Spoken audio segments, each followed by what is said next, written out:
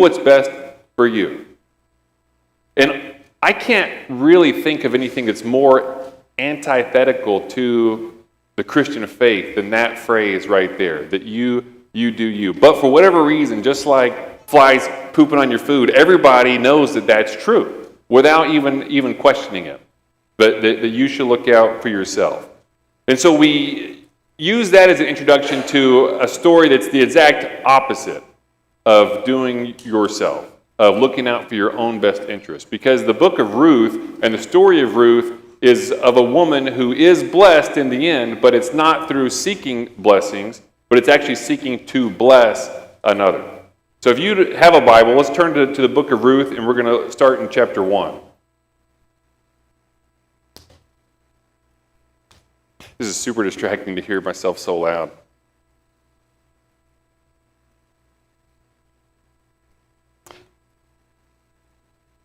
As we go through this book together, feel free to kind of interject and chime in as much as you want. I mean, I want this to be kind of an interactive class setting. You're not going to bother me by stopping to answer or to make a comment if you have anything to add to the class. The book starts out with a setting. It says, "In the days when the judges ruled, there was a famine in the land, and a man of Bethlehem in Judah went to sojourn in the country of Moab. He and his wife and his 2 sons." Now that is seemingly not that interesting statement, but there is a lot of information that is contained within it. So you get the setting that it's the time of the judges. And as we get to the end of the book, you can see there's only a few generations until David, and so we're getting towards the end of the period of the judges. What do we know about the period of the judges? What was it like in Israel? Everyone did right in their own eyes. And was that right very well aligned or disaligned, unaligned with what was right in God's eyes? Not. Yeah, in most cases it was not what's right in God's eyes. I mean, you get out of the wilderness wanderings, you're taking over the land of Canaan, you're kind of transitioning from Moses to Joshua and then into these judges. And it's like the further and further you get away from Moses and Joshua, the further and further away from truth that these people become. But it's like the wheel is starting to fall off. At first, it's a little bit of deviation, but by the end, it's just these wild deviations from God's pattern. And so we're near the end of that period. So you can imagine what it's like in the land. And so here you have a famine. What would we read into the state of the people if there's famine in the land?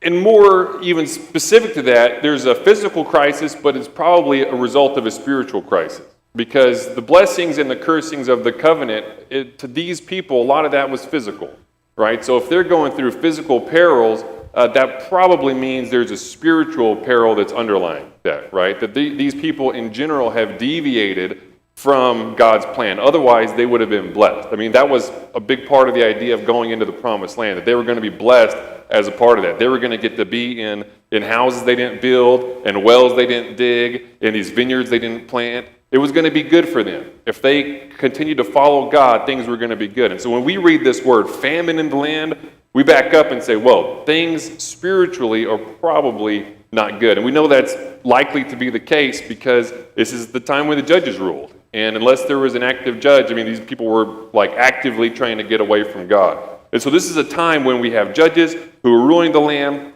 but we're probably not following God, and there's a famine. We're probably feeling the curses of the covenant. And a man of Bethlehem in Judah went to go sojourn in the country of Moab. What do you think about that line itself? Here's a man that's an Israelite in the promised land, and he leaves. It's that bad that he is leaving the promised land to go to the enemy, the people of Moab. Desperate.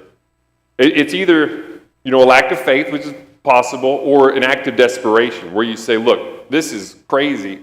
I've got to take care of my family. We're out of here, right? So this is the kind of setting that we see ourselves in as we begin this book. Now, it's an interesting start Because as they get to the land of Moab, the best that I can put together from this, and it's maybe not super clear, but it seems like they spend about 10 years in the land of Moab. And during this 10 years, this woman, Naomi, loses her husband, the man that took him out of Bethlehem, and she also loses her 2 sons. Before they died, the 2 sons had taken on wives, which are named Orpah, and the other is Ruth, and that's in verse 4. They lived there for about 10 years, and those sons died, and so the woman was left with her 2 sons and her husband. So she's at this point where she's in the land of Moab, she's in a faraway place, and all she has is herself and these 2 foreigner wives that are her daughters-in-law. And she's in the land of Moab, and she hears in the fields that the people of Israel had been visited by the Lord, and the Lord had given them food. And so she decides, I'm going to go back. I'm going back to Israel because they have been visited. In verse 7, so she set out from the place where she was with her 2 daughters-in-law, and they went on the way to return to the land of Judah.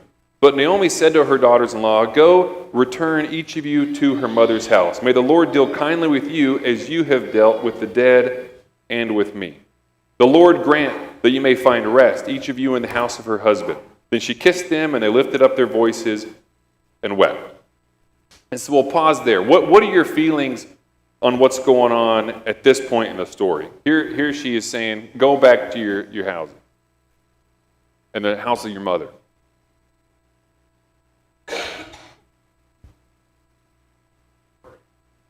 It is a sad party.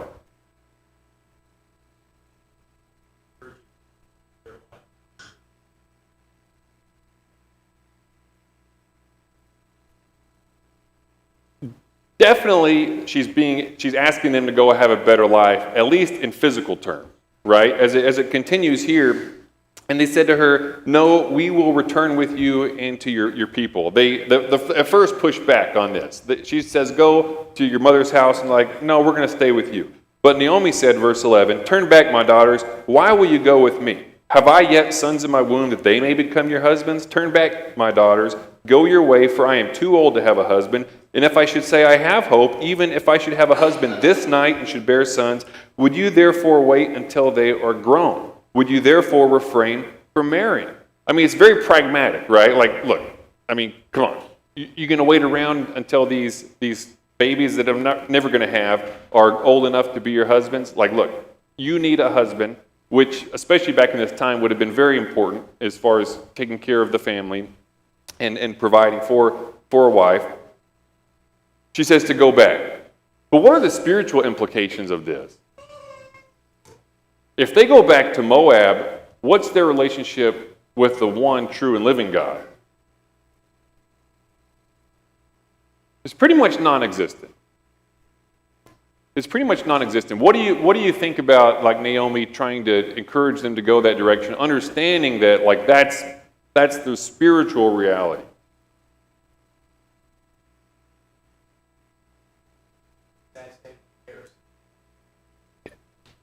When you say sad state of affairs, what do you mean? It seems like her own spirituality.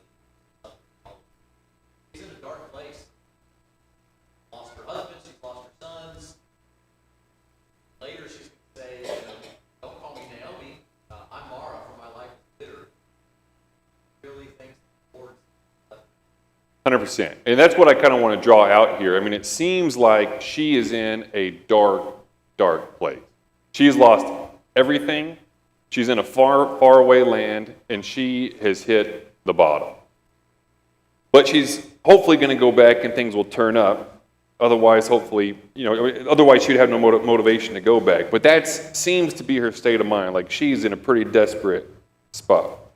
And in verse 13, the end of that says, no, my daughters, for it's exceedingly bitter for me for your sake that the hand of the Lord has gone out against me. Just like Jamie said, I mean, she perceives that what she has suffered is at the hand of the Lord, meaning that he has intended to inflict this onto her. Then they lifted up their voices and wept again, and Orpah kissed her mother-in-law, but Ruth clung to her. It didn't take a lot of pushback for Orpah to go the other way. Like, she's probably pragmatic as well. like, yeah, it is probably going to be better for me to get out of here and go back to the land of Moab. But Ruth clung to her. And she said in verse 15, see, your sister-in-law has gone back to her people and to her God. So here, Naomi acknowledges this is the reality, that when they go back to the land of Moab, that's going to be going back to not just her people, but to her God. Not Yahweh, but to the gods of the land of Moab. And she says, return after your sister-in-law. So again, she's pushing her that direction. This again illustrating what a dark place it is. But Ruth said, do not urge me to leave you or to return from following you. Where you go, I will go, and where you lodge, I will lodge. Your people shall be my people, and your God, my God. Where you die, I will die, and there I will be buried. May the Lord do so to me, and more also, if anything but death parts me from you. And when Naomi saw that she was determined to go with her, she said no more. What do you think of Ruth's response here?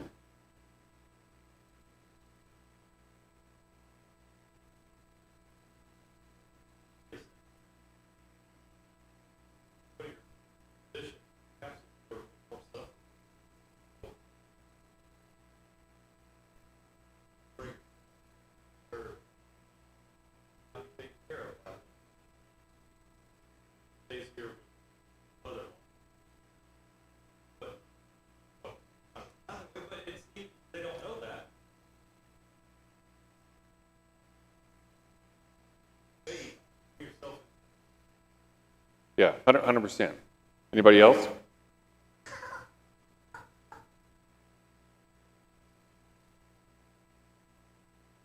I like the idea that, I like the reality that the two women are included here, these two sisters-in-law, because you can kind of see what a reasonable person would do. If you exclude the idea of a desire to serve Yahweh, God, the Lord, if you exclude that, I mean, this is what a reasonable person would do. To go back home, I'm going to go find another husband, and we're going to seek a better life. And like Nate said, I mean, she is going in a way that's very uncertain. To go and follow this older woman to a place where she is going to be a foreigner in the land.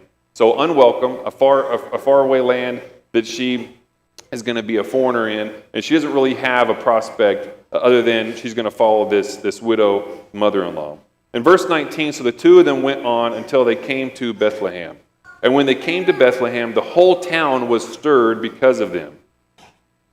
What would be stirring about Naomi and Ruth?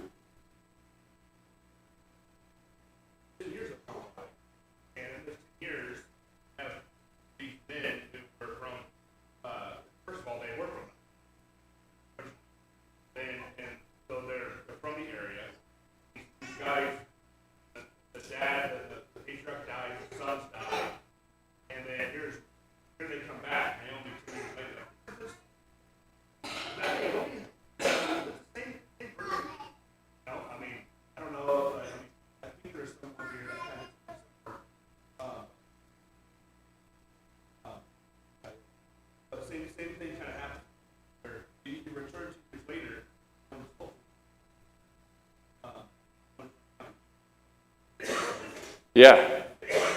And there's also probably some sort of rumor mill. I mean, I would guess, right? So she leaves, and when people stay behind, I mean, I'm not saying this is the case for everyone who leaves and come back. So don't read into that story. But when somebody leaves, you know, what does that even say? I mean, people, well, you know, they too good for us? I mean, what's up with Naomi and Elimelech, her husband?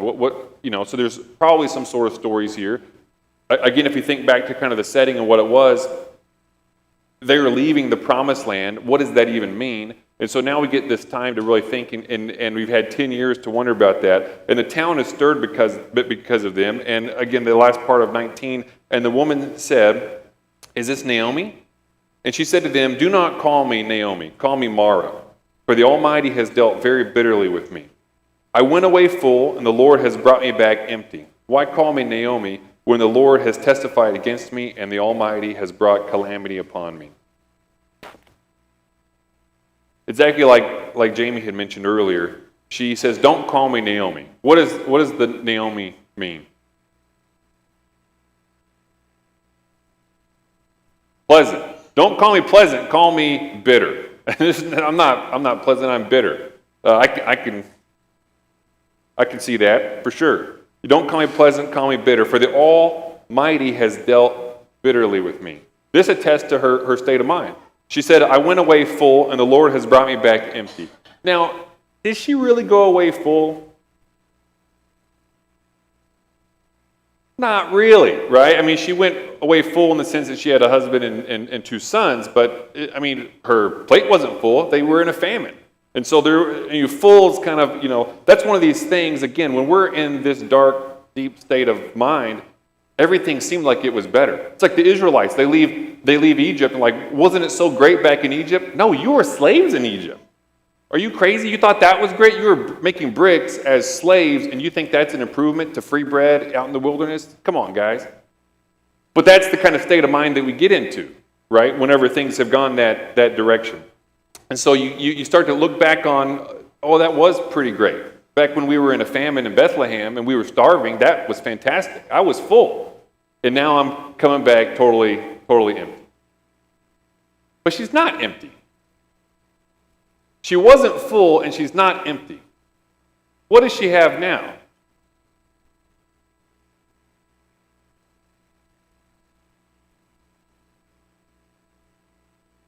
Brethren. She has brethren. What else does she have?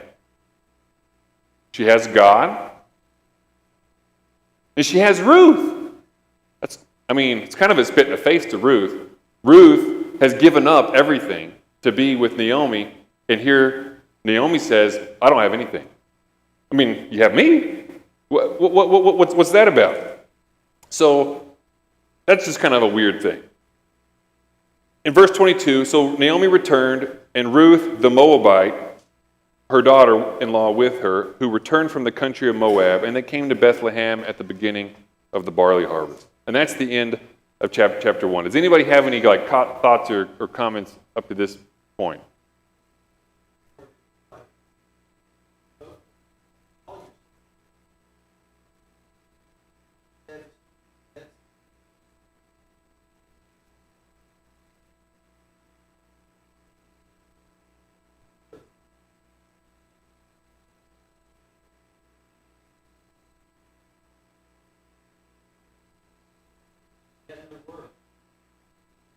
She perceives that she has no worth.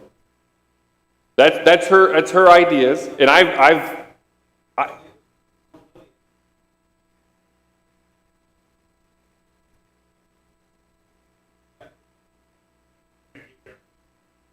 ironic that as a full-time woman probably doesn't know the first thing or not much about the Jewish age stuff and not told yet, right?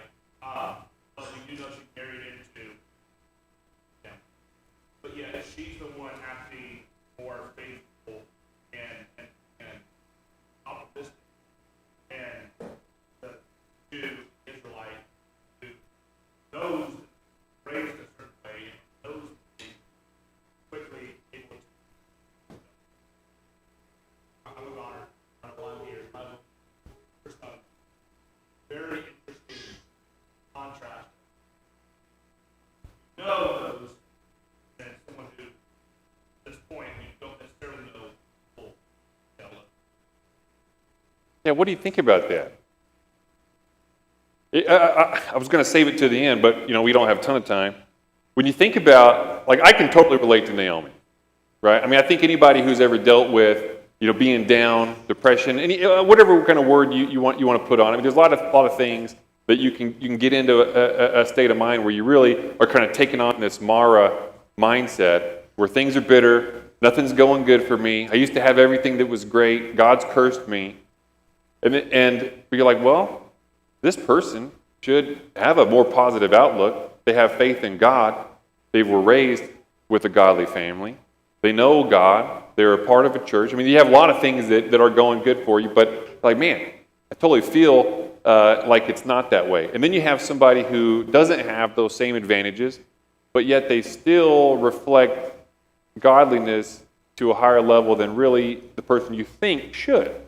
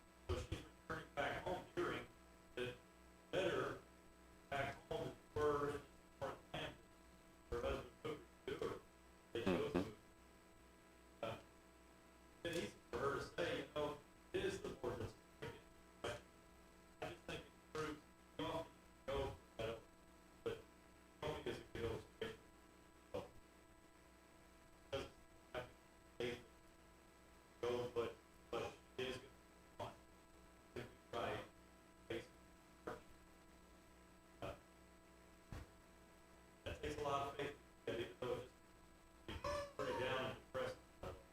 Yeah. At this point, I mean, again, at the end of verse 21, why call me Naomi when the Lord has testified against me and the Almighty has brought calamity on me? The next step in your like downhill slide is curse God and die. Like that, like she's on the edge of that.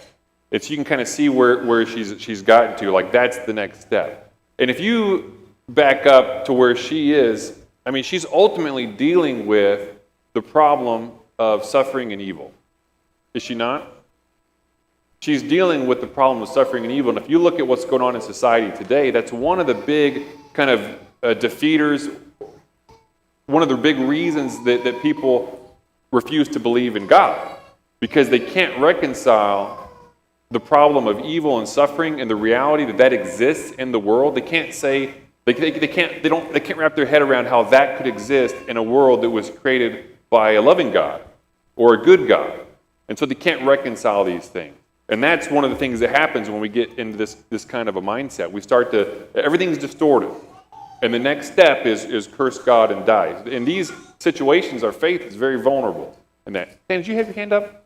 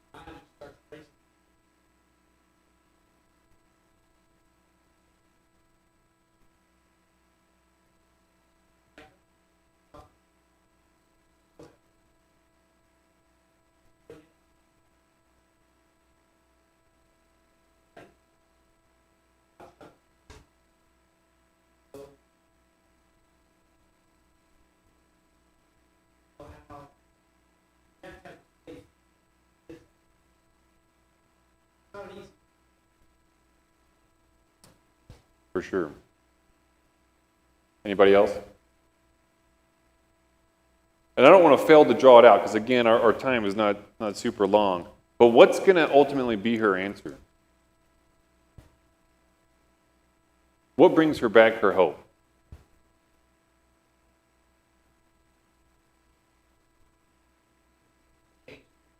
Mindset of having a father. Also make sure Ruth is taken care of. Wants to do everything possible. Daughter-in-laws.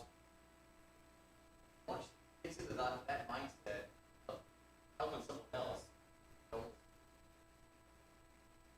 think there's a big part of that. And that daughter-in-law, Ruth, I would say is one of the biggest parts of that. Because she had a Ruth that was with her. That she wasn't abandoned. She didn't come back empty. She had something that was actually incredibly valuable. There's a reason why Ruth's name is on the board. Because she is an example of this faithfulness, this loyalty, this love and devotion that ultimately, through her own sacrifice, leads to a blessing not only for Ruth, but also a major blessing for Naomi. And think about that as we kind of get through more of this book. In chapter 2, it says, Now Naomi had a relative of her husband's, a worthy man of the clan of Elimelech. Verse 2, And Ruth the Moabite said to Naomi, Let me go to the field and glean among the ears of grain after him in whose sight I shall find favor. And she said to her, Go, my daughter. So she set out and went and gleaned in the field of the reapers, and after the reapers, and she happened to come to the part of the field belonging to Boaz, who was of the clan of Elimelech. And behold, Boaz came from Bethlehem and said to the reapers, The Lord be with you. And they answered, The Lord bless you. Then Boaz said to his young man who was in charge of the reapers, "Whose young woman is this?" And the servant who was in charge of the reapers answered, "She is the young Moabite woman who came back with Naomi from the country of Moab." It's interesting how this interaction takes place, because it's pretty obvious, it seems, that people have been talking about these two, right? Naomi's back, that has caused a stirring, and Naomi is back with this woman Ruth, and so there's a story here. And so all that really this young man has to say is that, oh, that's Ruth, the one that was with Naomi, and that story kind of tells itself, because Boaz has already heard it. She said, "Please let me glean and gather grain among the sheaves after the reapers." So she came, and she has continued from early morning until now, except for a short rest. So she's working hard. Then Boaz said to Ruth, "Now listen, my daughter, do not go to glean in another field or leave this one, but keep close to my young women." Boaz asks her to continue to stay, and he is going to act in total kindness towards her. He says, ultimately, don't look in another field. You stay here, and I'm going to tell the young men not to mess with you. I'm going to take care of you and make sure that you are well taken care of. When you're thirsty, drink with my ladies, and the young men are going to draw that for you. And she wants to know why. Why is this stuff happening for me? Why are you being so kind to me? And what's Boaz's answer? That's in verse 10. Well, the answer is in verse 11. "All that you have done for your mother-in-law since the death of your husband has been fully told to me, how you have left your father and your mother and your native land and came to a people that you did not know before."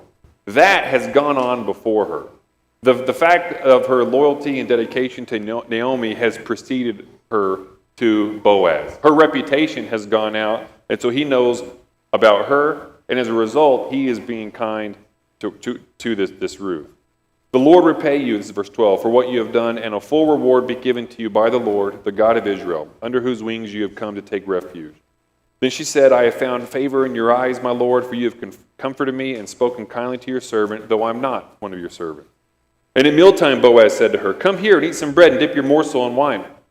So she sat beside the reapers, and he passed to her the roasted grain, and she ate until she was satisfied and even had some to be left over. When she rose to glean, Boaz instructed his young men, saying, "Let her glean among the sheaves, and don't reproach her, and also pull out some from the bundles, and leave for her to glean, and do not rebuke her." So Boaz has instructed the men ultimately to just leave her alone, let her do what she's going to do, and on top of that, give her a little bit extra. When you're going and gathering up, drop some for her.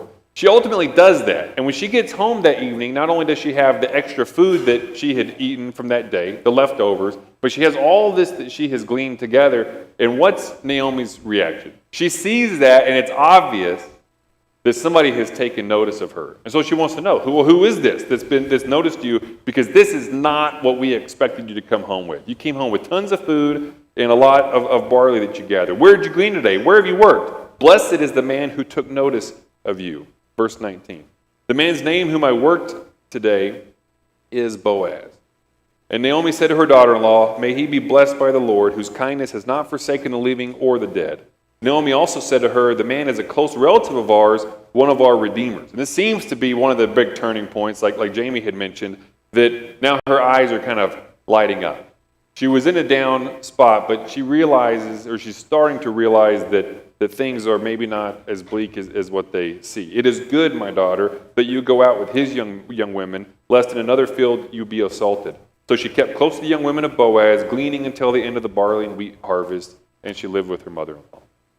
At this point, does anybody have any comments to make on the story?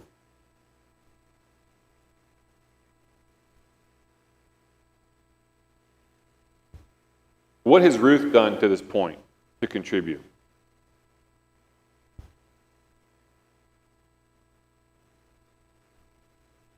She's been optimistic.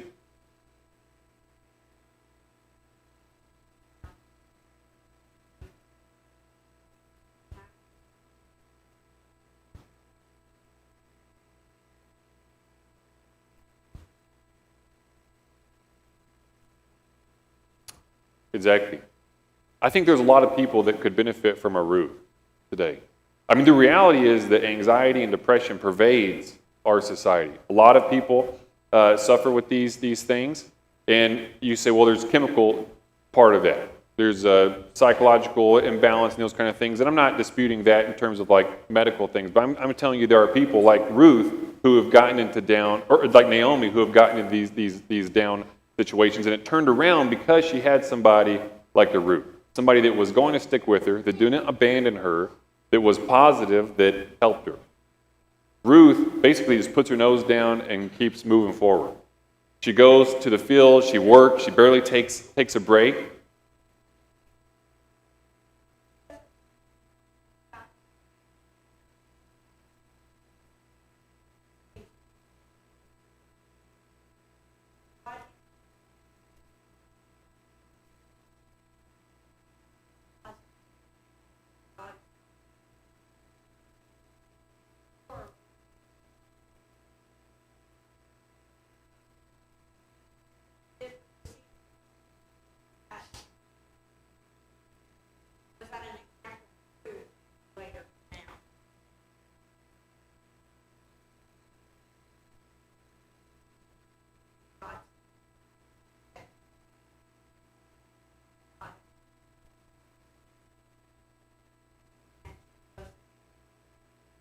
Mhm.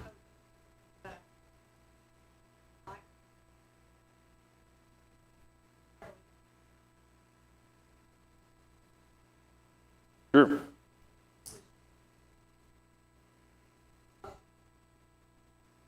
Mhm.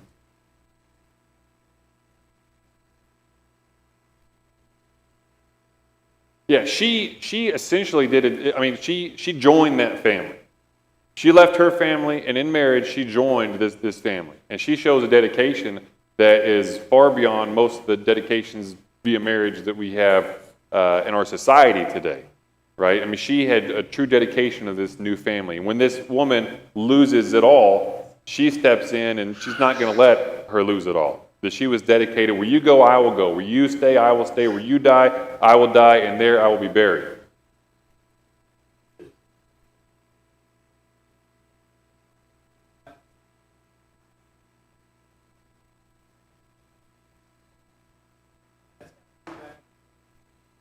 She takes a big risk, right? I mean, here she is, and she calls herself a foreigner, because that's what she is. I mean, I've never been a foreigner, but I can certainly imagine it and sympathize with that idea of being in a strange land where the people are different, and the people know you're different. Everywhere you go, that's the Moabite. I mean, how many times does it actually use Ruth's name without qualifying it like the Moabite? Well, Ruth the Moabite. I mean, people know that she's not one of us. Right? So she takes on a big risk in what she's doing, but her dedication is there.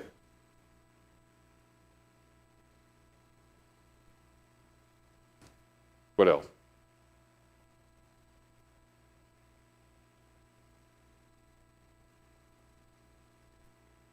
Mm-hmm.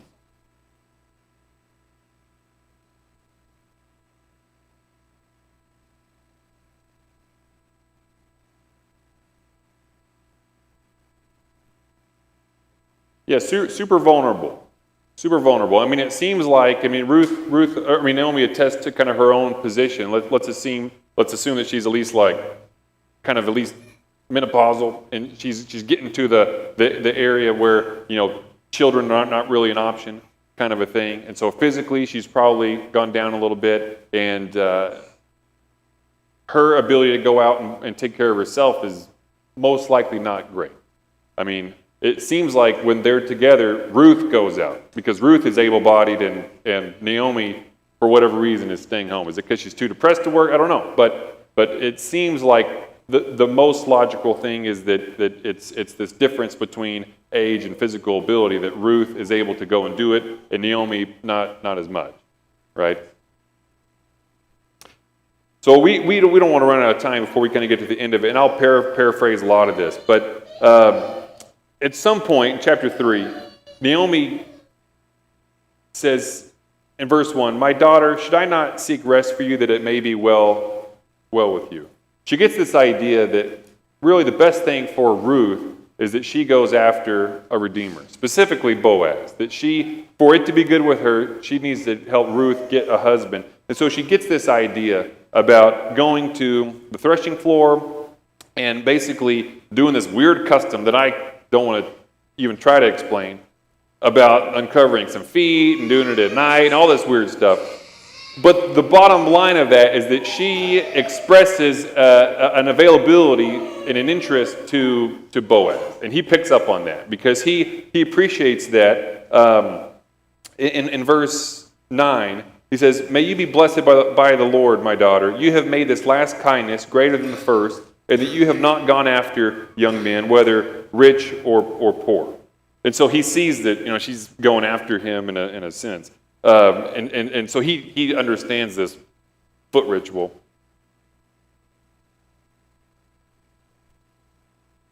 And now, my daughter, don't fear. What's that?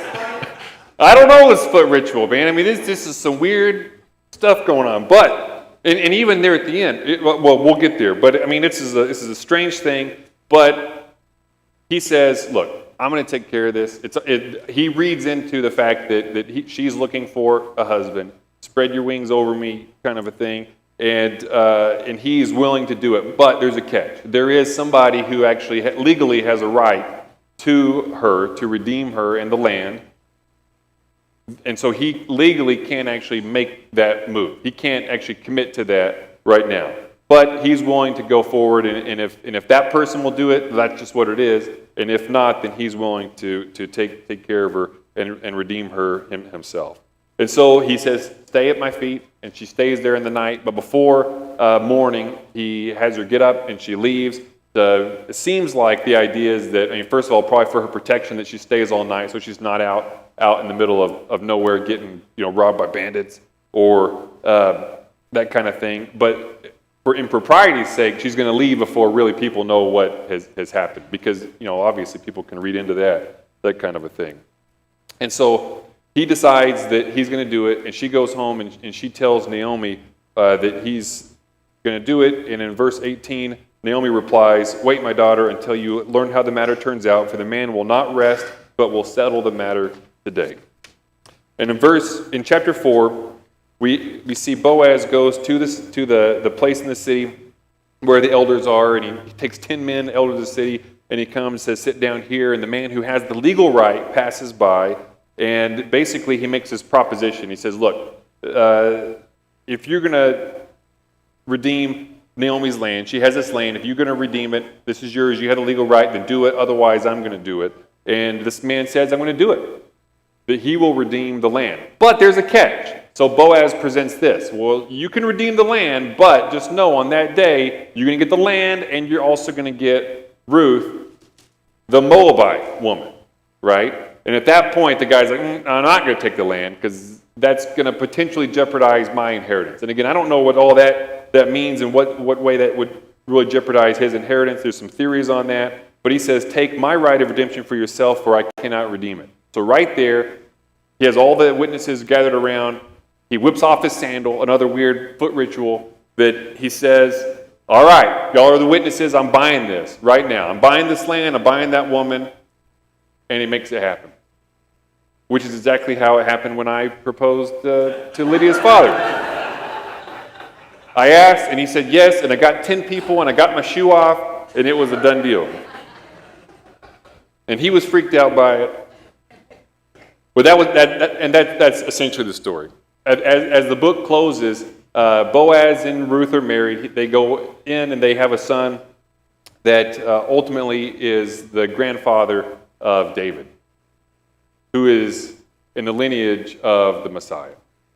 So it's a really amazing story here. How you have a woman, a foreigner in the land of Moab, who comes into the lineage of Jesus Christ through faith and devotion to a woman who was in the depths and the pit of despair. It's really an amazing, amazing story here. As we have a few minutes left, where do you see yourself in this book?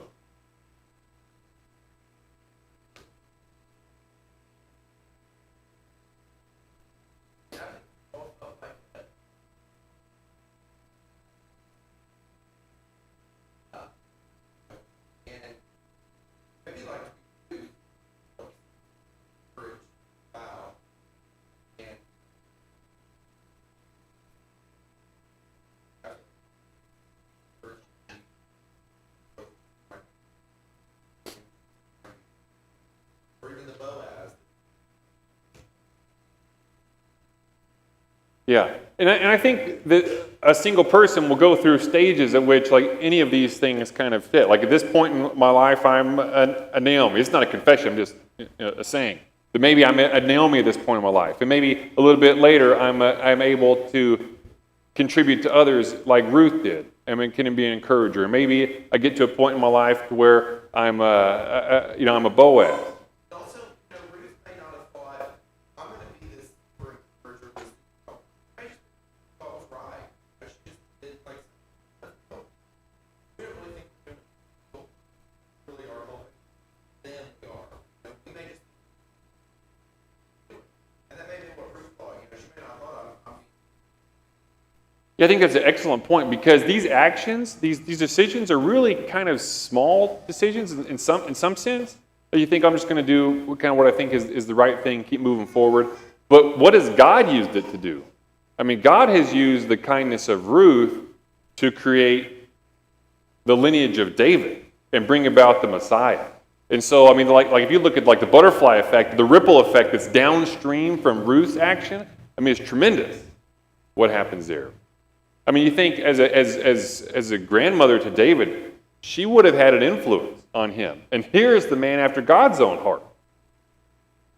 It's pretty impressive what kind of an impact you can have.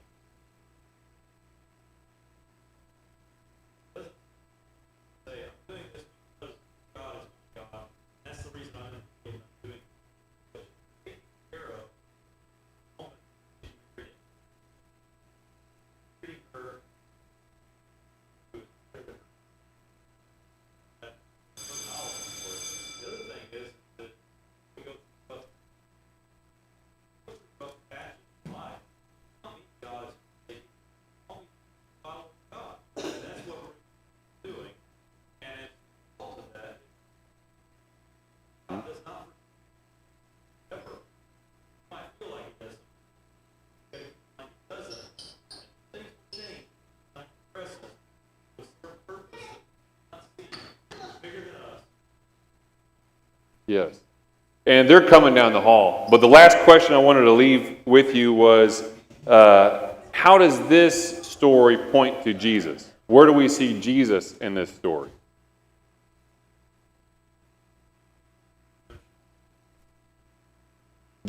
Certainly we see a big idea of the Redeemer redeeming the foreigner to be into the family of the king. Anything else?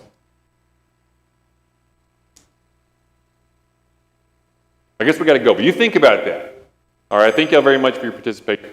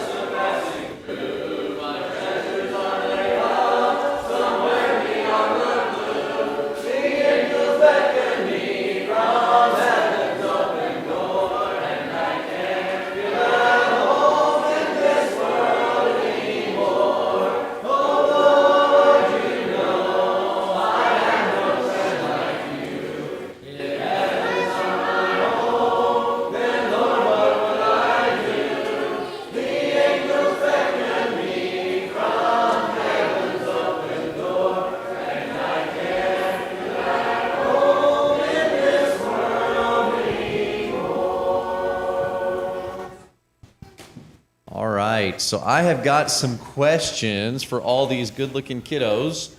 First of all, my 3 and 4-year-olds, who did we learn about tonight? We did learn about God. I love that answer. What woman that was his servant did we learn about? This wasn't one of your questions, it's a gimme. Help me out. Who did we learn about tonight? Ruth, that's right, good job. Okay, so when Ruth was out working in the field, what did she gather? Grain, awesome, good job. And at the end of your story today, who did Ruth marry? Boaz, perfect, excellent. Okay, and then after they got married, Ruth and Boaz had a baby boy. Do you remember his name? Obed. Awesome. Good job. All right, 5 and 6-year-olds. Who said, "Where you go, I will go," to Naomi? Ruth did. Awesome. Okay, was Ruth a worker or was she a gleaner? She was a gleaner. Awesome. And who really took care of Naomi and Ruth? God did. Awesome. All right, 7 and 9-year-olds. How long did Naomi live in Moab? 10 years. Great. And what did Boaz do to show kindness to Ruth? Okay, good job. I'm seeing some hands. All right, Layla, I saw your hand up a second ago. Do you know this one? Who was the great-grandson of Ruth and Boaz? Well, that's true. Absolutely. Yes, Stella. David, King David was going to be coming from their lineage. That's exactly right. Excellent work. All right, 10 to 12-year-olds. Where is Ruth from? Moab.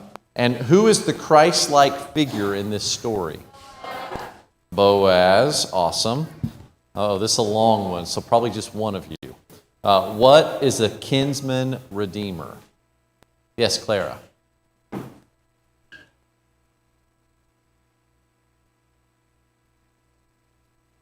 Okay, if you couldn't hear, somebody who marries a girl whose husband died, and they needed to keep the family line going. That's good. Awesome. Excellent work. Okay, we're going to sing the books of the New Testament.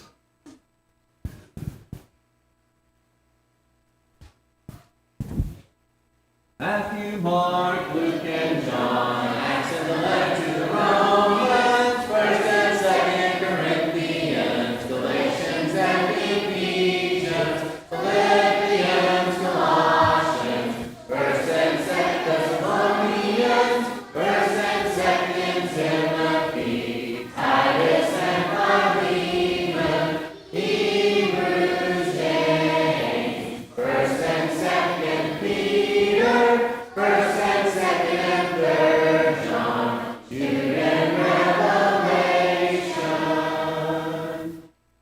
Excellent. This little light of mine, we're going to close on this one.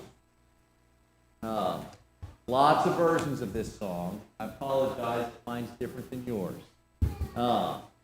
This little light of mine, I'm going to let it shine. This little light of mine, I'm going to let it shine. This little light of mine, I'm going to let it shine, shine, shine, let it shine. All around the neighborhood, I'm going to let it shine. All around the neighborhood, I'm going to let it shine. All around the neighborhood,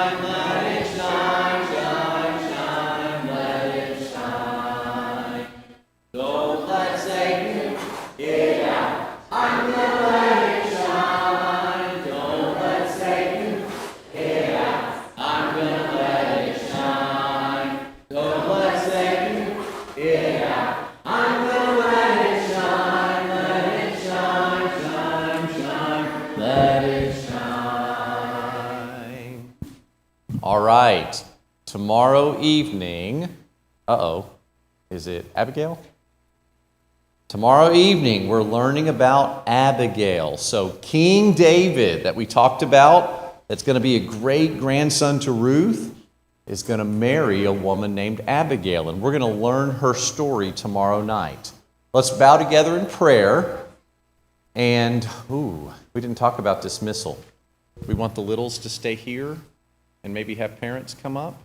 Okay, that's a good idea. So let's pray together, and then parents of the little ones, if you would come up and grab them, that would be great. Our Heavenly Father, we're so thankful for this wonderful day. We're so thankful, Father, for this beautiful story that we learned about with Ruth and with Naomi and with Boaz. Father, we pray that we can have good attitudes and shine our lights, and that we can have our faithfulness be shown to others, and that we can be good encouragers. So thankful, Father, for Jesus, and it's through his name we pray. Amen.